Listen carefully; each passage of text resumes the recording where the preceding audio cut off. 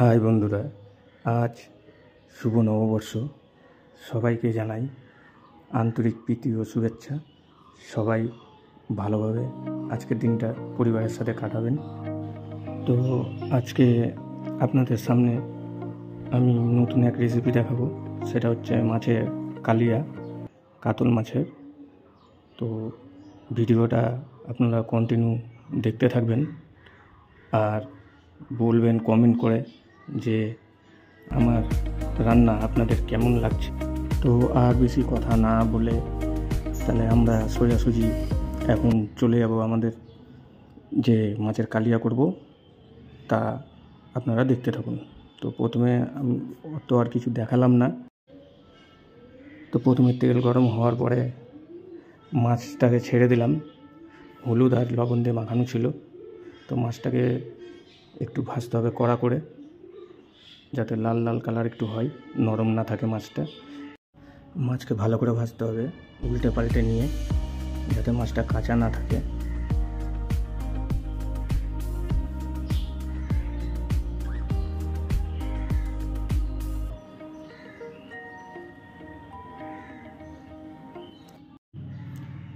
আমাদের মাছ ভাজা প্রায় হওয়ার দিকেই, আর একটু ভাজলে হয়ে যাবে। কি সুন্দর কালার লাল লাল হয়ে গেছে,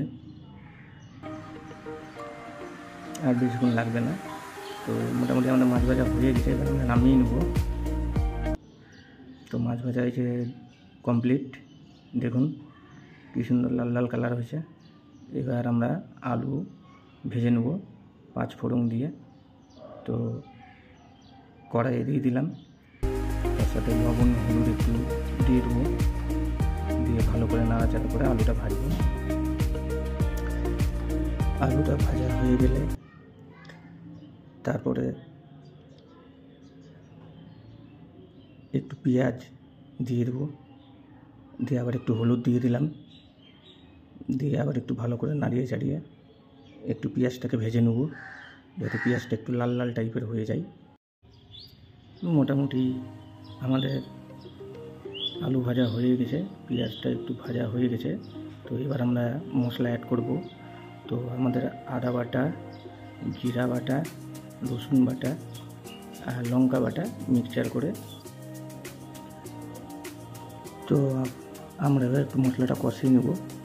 এই যে দেখুন আমাদের প্রায় মশলা কষে গেছে।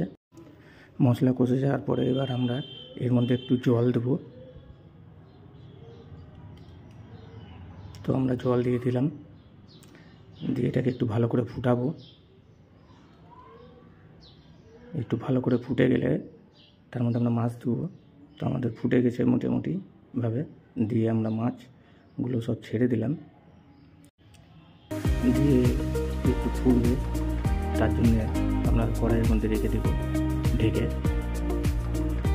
তো আমাদের মোটামুটিভাবে ফুটে গেছে, মাছ আমাদের হয়েছে রেডি।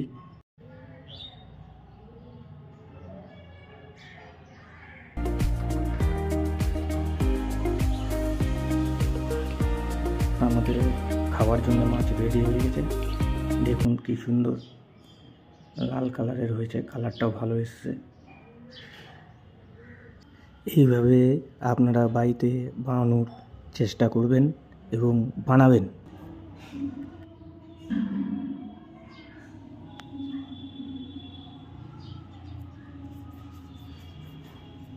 তো বন্ধুরা, আমার যদি এই রেসিপিটা ভালো লেগে থাকে তাহলে লাইক, কমেন্ট, শেয়ার অবশ্যই করা চাই।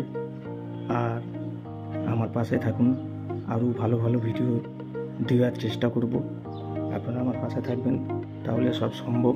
আর যদি না থাকেন তাহলে কিছুই সম্ভব না। তো বন্ধুরা, আজকে আমার এইটুকুই।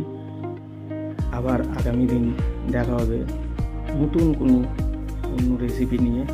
তো আজকের মতো বাই।